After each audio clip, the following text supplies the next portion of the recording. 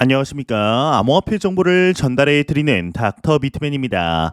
네, 평일의 절반, 수요일도 슬슬 마무리되고 있습니다. 어떻게 오늘 하루 잘 보내셨나요? 최근 지속되고 있는 시장의 지지부진한 모습 속에 이제는 상승을 해야 하지 않겠냐라는 투자자분들의 바람이 증가를 하고 있습니다. 이번 6월은 과연 5월과는 다른 모습을 보여줄 수 있을지 일단 코인마켓캡에서 메이저 탑10 코인들 가격 한번 살펴보도록 하겠습니다. 네, 일단 시가총액 1위의 비트코인의 경우는 전날 대비 4.48% 상승했지만 오전 대비해서는 하락을 했습니다. 26,900달러대. 이외에 이더리움 역시 3.43% 상승을 했지만 오전 대비 하락한 1,879달러대를 나타내고 있습니다. 6회 XRP는 3.94% 상승한 0.52달러대를 나타내고 있으며 비트코인의 더미넌스, 이더리움의 더미넌스 각각 살펴보게 되면 46.4%, 20.1%를 나타내고 있습니다. 그렇다면 과연 선물 투자자분들은 현재 포지션 어떻게 나누고 있는지 롱숏 비율 한번 확인해 보도록 하겠습니다. 네, 일단 비트코인을 먼저 볼까요? 네, 비트코인의 경우는 숏 포지션이 72%로 우위를 점하고 있습니다. 이더리움 역시 숏 포지션이 60%, XRP의 경우도 숏 포지션이 65%로 우위를 점하고 있는데요. 미 증시는 어떻게 마무리되는지 한번 확인해 보도록 하겠습니다. 네, 다우존스, S&P 500, 나스닥 모두 상승 마감한 모습을 보여주고 있으며 달러 인덱스는 플러스 0.05% 상승한 모습, 환율의 경우는 전날 대비 0.56% 하락하며 1,300원대가 무너졌습니다. 네, 이제 지난해 테라 루나 폭락과 FTX 파산 사태 등을 겪으면서 이 가상자산 산업이 큰 위기를 맞았지만 글로벌 마켓에서는 여전히 기관 투자자들을 중심으로 투자 수요가 끊이지 않고 있습니다. 이 중국의 정책 방향을 가늠해 볼 수 있는 홍콩에서 이달부터 라이선스제를 도입하여 이 기관과 개인 투자자 모두에게 암호화폐 거래를 전격 허용한 것 역시 같은 맥락으로 풀이가 되는데요. 이 대한민국도 김남국 의원의 코인 투자나 거래소 상장 피 논란이 불거졌지만 오히려 이를 도화선 삼아 자율 규제를 강화하며 이 법제화의 속도가 붙는 등 마켓은 이전보다 다소 성숙해지는 모양새입니다. 이처럼 더 이상 암호화폐 산업의 물줄기를 막을 수 없는 만큼 하루빨리 업권법이 만들어 시장을 정비하고 양성화하는 한편 이 기관들의 투자도 허용해야 한다라고 전문가들은 입을 모으고 있는데요.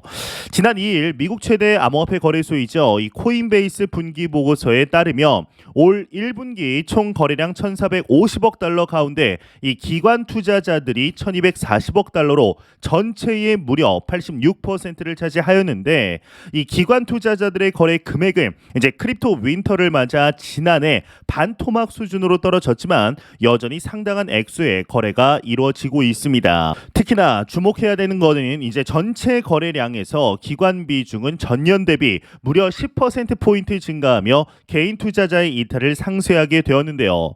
이런 흐름에 미국 정부의 가상자산 규제 강화 기조에도 세계 최대 자산 운용사이죠. 이 블랙록을 비롯해 골드만삭스와 JP 모건 등은 기관을 겨냥한 암호화폐 서비스를 잇따라 내놓았습니다. 특히나 전 세계 암호화폐 시장의 허브로 부상하고 있는 이 홍콩의 움직임은 눈여겨볼 만하죠.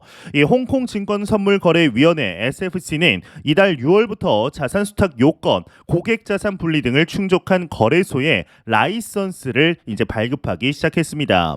이에 따라 라이선스를 받은 거래소의 모든 거래가 합법화됐고 개인은 물론 기관 모두 거래가 가능한데 이를 두고 굳게 닫힌 중국의 암호화폐 시장이 열릴 수 있다라는 기대감도 스멀스멀 올라오고 있죠. 전 SFC 위원 중 한 명은 매체와의 인터뷰를 통해 이 홍콩은 중국의 디지털 자산 규제 샌드박스가 될 것이다 라고 내다보게 되었는데요. 이 중국은 2019년 이후 암호화폐 채굴 발행 거래를 엄격히 금지했지만 홍콩을 시험대 삼아 규제 완화에 나설 경우 암호화폐 마켓 전반에 새로운 기류가 흘러갈 것으로 평가가 되고 있습니다. 국내 암호화폐 시장은 김 의원의 코인 투자 논란과 부정상장 등으로 가시밭길을 걷는 모습이지만 아픈 만큼 성장하는 모습도 엿보이고 있는데요. 지난달 암호화폐 이용자 보호법이 국회 정무위원회 문턱을 넘은 데 이어서 고위공직자 암호화폐 공개법도 국회 본회의를 만장일치로 통과하게 되었습니다.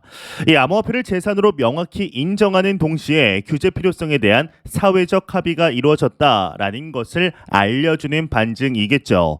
그러나 여전히 암호화폐 업권법은 1단계 이 투자자 보호에만 초점이 맞춰져 있고 이 시장을 정의하고 상장 등을 규정할 2단계 법안은 요원한 채로 사실상 기관의 참여를 막는 이 그림자 규제가 힘을 발휘하고 있는데 업계에서는 암호화폐 시장을 없애지 않는 이상 이 기관 투자를 계속 막을 수 없는 만큼 우리도 제도를 정비해야 한다 지적을 하고 있습니다. 이 기관 투자자 참여를 시작으로 암호화폐 시장 업권법이 마련된다면 투자자 보호 이슈도 자연스럽게 해결할 수 있다라는 주장도 나오고 있죠. 이 레온풍 대표의 경우는 유동성이 많으면 시세 조종이 어렵다라면서 기관 투자자를 포함한 다양한 투자 주체의 필요성을 강조하게 됩니다. 이 레온풍 대표의 경우는 바이낸스 아태 대표다라고 보시면 되는데 아시아 태평양 바이낸스 대표인 것이죠. 이 국내 암호화폐 업계가 기관의 시장 진입 등 투자 저변 확대에 대비 다양한 인프라를 갖추고 있는 점도 기관 투자 허용의 필요성을 뒷받침하고 있습니다. 이 기관 투자에 꼭 필요한 수탁 업무를 위해서 시중은행과 암호화폐 기업은 2020년부터 차례로 수탁, 즉 커스터디 사업을 시작하였는데요. 이 KB국민은행은 3년 전 해치랩스와 해시드와 손을 잡고 합작사인 한국디지털에셋, 즉 코다를 설립했습니다. 이 신한은행은 지난 2021년 K닥에 전략적 투자를 단행하게 되었죠. 수탁 업무는 전통 금융권에서 금융기관이 고객의 금융 자산을 대신 보관 관리하는 서비스를 말하는데 이 대규모 자금을 다루는 기관은 도난 등의 위험을 방지하기 위해 자산을 전문 업체에 맡기게 됩니다. 이 조진석 코다 이사는 투자 목적의 일반 법인은 물론이고 이 암호화폐를 거래소에 상장했거나 상장 준비 중인 재단, 즉 P2E나 대체 불가 토큰, NFT 등 사업 목적으로 커스터디를 이용하는 법인 등이 모두 고객사가 될 수 있다라고 설명을 했습니다. 예, 이제 전 세계 금융의 중심 미국의 경우는 얼마 전 상당히 놀랄 만한 일이 이루어졌습니다. 이제 바로 미국 민주당 대선 후보로 출마를 선언한 이 로버트 케네디 주니어가 비트코인 라이트닝 네트워크에 대해서 언급을 한 것인데요. 그는 존 F 케네디의 조카로 바이든을 지지하지 않는 민주당 유권자의 35%로부터 지지를 받는 것으로 알려졌습니다. 바이든 대통령에 투표한 유권자의 67%가 여전히 바이든을 지지하고 있기 때문에 이 로버트 케네디 주니어에 대한 기대치는 낮은 편이죠.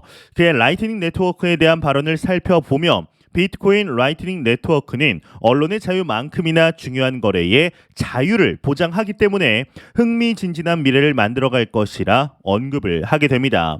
일단 대선 출마를 선언한 사람이 이 크립토가 아니라 비트코인 라이트닝 네트워크에 대해서 언급했다라는 사실이 놀라운데요. 이제 그만큼 핵심 지지층을 끌어모으겠다라는 전략으로 읽히게 되었죠. 이제 처음 비트코인이 나오고 비트코인의 작업 증명 방식을 똑같이 흉내낸 코인들이 참 많이 나왔었습니다.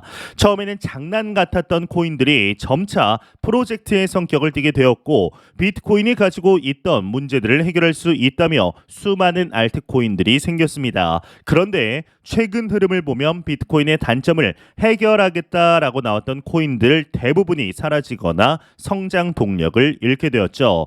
이 전자 제품은 바로 다음 세대만 나와도 이전 모델은 구형 고물이 됩니다. 그런데 비트코인은 하루에도 수백 개의 코인이 만들어지고 있는데 여전히 그 지위가 공고하죠. 왜 그럴까요? 이 너무 많은 코인이 생겨나면서 변별을 할 수 있는 사람이 매우 드물게 되었기 때문이지만 여기에는 사실 그보다 훨씬 더 큰 흐름이 녹아 있습니다.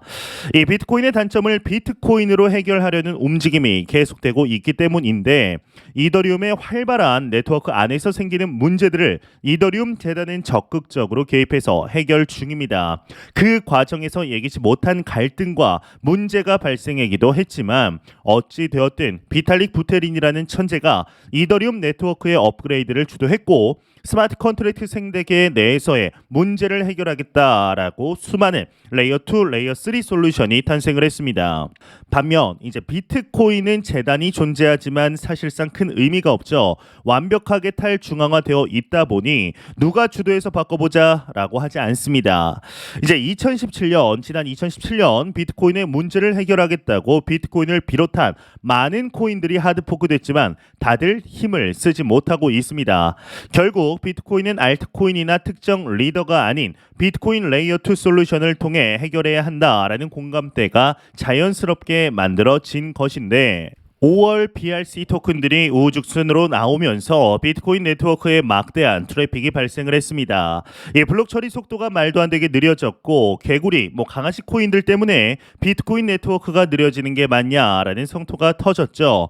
이를 비트코인 네트워크의 위기다라고 말하는 사람들도 있었습니다. 하지만 채굴자들은 트래픽 문제를 통해 채굴이 아닌 네트워크 수수료의 가능성을 보게 되었는데 이와 더불어 바이낸스를 시작으로 라이트닝 네트워크를 채택하겠다라는 이야기가 적극적으로 나오기 시작을 하였습니다.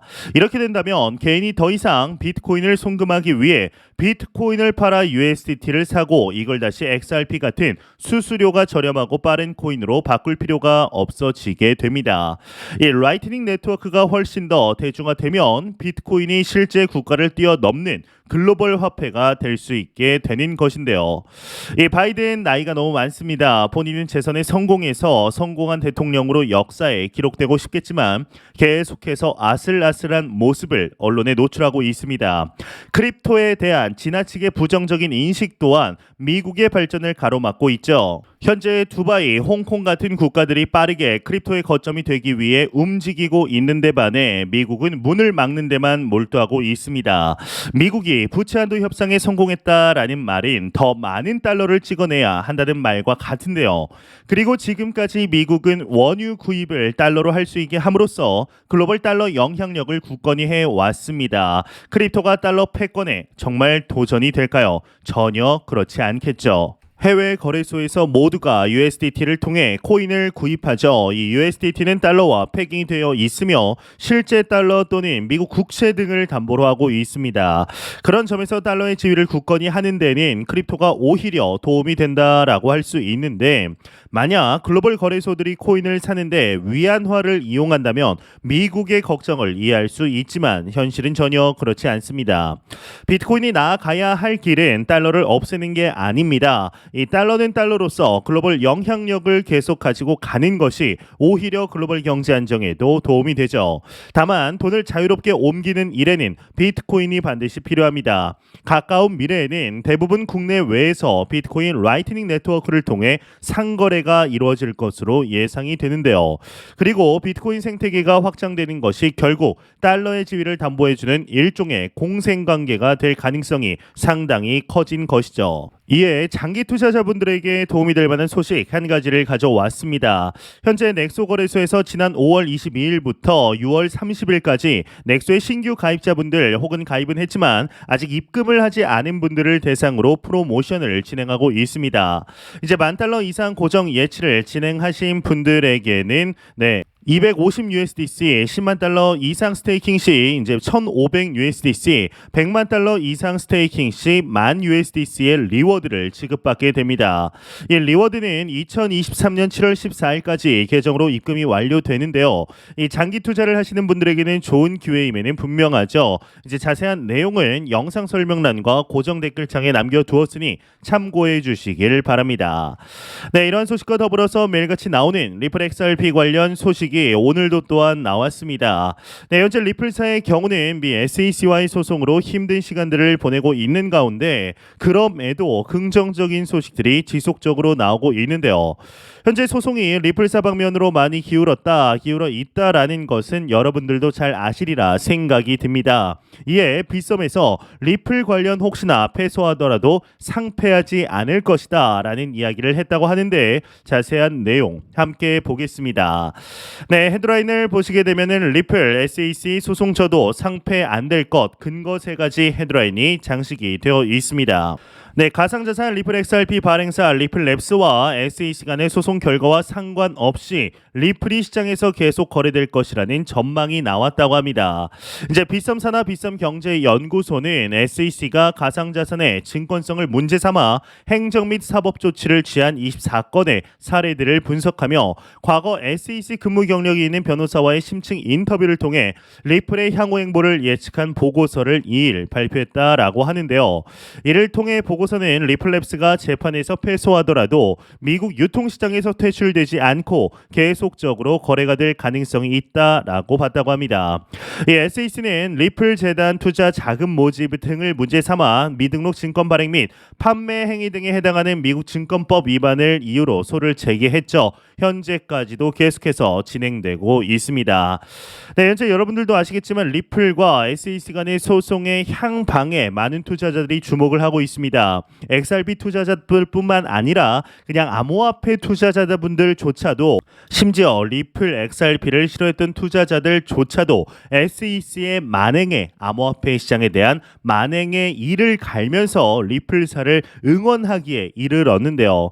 시간이 지날수록 XRP 방면 상당히 유리한 모습들을 보여주면서 리플의 CEO 브래드 갈링하우스의 경우는 소송 관련하여 상당한 자신감을 내비추고 있습니다. 실제로 얼마 전에는 리플 IPO가 이제 연내 아니면 조금 더 미뤄지게 되면은 한 내년 정도에는 진행이 될 수도 있다라는 이야기들도 나오고 있는 상황이죠. 리플과 SEC 미등록 증권이라는 이 오래 기나긴 소송의 시간 속에 XRP 투자자분들은 점차 지쳐가고 있는 것이 사실입니다. 하지만 연내는 이 소송이 마무리될 것이라고 많은 분석가들 전문가들이 입을 모아 이야기를 하고 있는데 그에 대한 강력한 근거로 이 미국 내에서도 SEC에 대한 암호화폐 시장에 대한 처사 자체가 좀 심하다라고 인지를 충분히 하고 있으며 SEC가 어제이죠 바이낸스에게 소송을 제기했지만 이것조차도 리플과의 소송에서 질 것을 염두한 마지막 발악이다라는 이야기들이 많습니다. 과연 앞으로 어떻게 진행이 되게 될 것인지 참 SEC는 몹쓸 기관이라는 것을 본인들 스스로 계속해서 증명해내고 있는 꼴이 아닐까 싶은데요. 연내 마무리되어서 XRP로 인해서 피눈물을 흘렸던 투자자분들에게 눈물을 닦아줄 수 있는 상승분이 올 수 있기를 진심으로 바라보도록 하겠습니다. 네, 안 보고 가면 섭섭하겠죠. 마지막 크립토 공포 탐욕 지수입니다. 전날 대비 9포인트 상승한 53포인트를 기록하면서 이제 중립 단계로 다시금 올라왔습니다. 이 지수는 0이면 공포, 100이면 낙관을 의미하게 되죠. 이제 내년이죠. 2024년 4월에서 5월경 비트코인 기준으로 정말 강력한 이벤트가 하나 발생을 합니다. 아마 대부분의 분들이 눈치채셨겠지만 바로 반감기이죠. 현재 상황을 보게 되면 과연 반감기가 온다고 하더라도 비트코인의 가격이 정말 상승할까라는 의구심이 드는 것이 사실입니다. 이 비트코인 홀더들은 과연 2024년 반감기를 지나서 2025년이 되면 가격이 폭등할 것이라는 기대감을 키우는 것이 과연 맞는 것일까요? 이 모두가 절망을 이야기하는 지금과 같은 상황에서 꾸준히 비트코인을 사는 것은 오히려 돈을 버리는 일이 아닐까요? 이러한 우려는 충분히 가능합니다. 하지만 알아야 할 몇 가지 사실이 있습니다. 흔히 이런 얘기 들어보셨을 것입니다. 이 주식시장에서는 10년이라는 사이클이 존재한다라는 것이죠. 과연 이런 게 왜 생겨났을까요? 이 가격을 관찰해 보니 그간 10년 주기로 주식 가격이 상승했던 것을 보았기 때문입니다. 그런데 여기에는 명시적인 근거는 없습니다. 다만 경기가 성장과 과열, 하락 침체 같은 흐름으로 반복해서 움직인다라는 정도로 사람들이 해석할 뿐입니다. 이에 비해서 비트코인의 4년 주기 사이클에는 명확한 가격 상승의 근거가 존재합니다. 일단 비트코인은 4년 주기로 채굴량이 줄어듭니다. 2024년 4월에서 5월경 발생할 비트코인의 반감기로 비트코인의 채굴 보상은 3.125 BTC가 됩니다. 이렇게 채굴량이 절반으로 줄어들게 되면 채굴자들은 당장 수익이 절반으로 줄어들게 됩니다. 이 채굴자들은 네트워크 수수료 수익도 있기는 하지만 BRC20 토큰 같은 것이 나와서 채굴 수익을 뛰어넘는 특별한 경우가 아니라면 사실상 채굴 단골 수익이 유일합니다. 이 막대한 장비를 운영할 때 나오는 전기 요금과 임대료를 감당하려면 비트코인 가격이 올라줘야 합니다. 그런데 비트코인 반감기를 통해 발행량이 줄어들면서 자연스럽게 가격이 상승하게 되는 것입니다. 이 중요한 점은 비트코인에 대한 수요가 계속해서 늘어나고 있다라는 점입니다. 이 비트코인을 채택하는 국가와 기관, 사업체들이 늘어나고 있고 이런 변화는 라이트닝 네트워크의 확산으로 가속화될 것입니다. 이렇게 된다면 비트코인을 들고 있기만 해도 언제든 수수료 없이 빠르게 결제가 가능해집니다. 이는 기술적인 문제가 아니라 시간 문제인데요. 이 모두가 2025년 상승을 이야기하기 때문에 2025년 비트코인 상승이 오지 않으리라는 말은 난센스입니다. 지금껏 비트코인은 반감기 이후 늘 최고 가격을 달성해 왔습니다. 2024년 반감기가 이루어지면 그때 당장 가격이 상승하지는 않겠지만 결국 수요의 증가와 발행량 감소로 비트코인의 가격은 상승하게 됩니다. 신고점이 나오는 시기가 2024년 말이 될지 2025년 언제가 될지 명확히는 알 수 없지만 온다는 사실만큼은 데이터로 충분히 알 수 있습니다.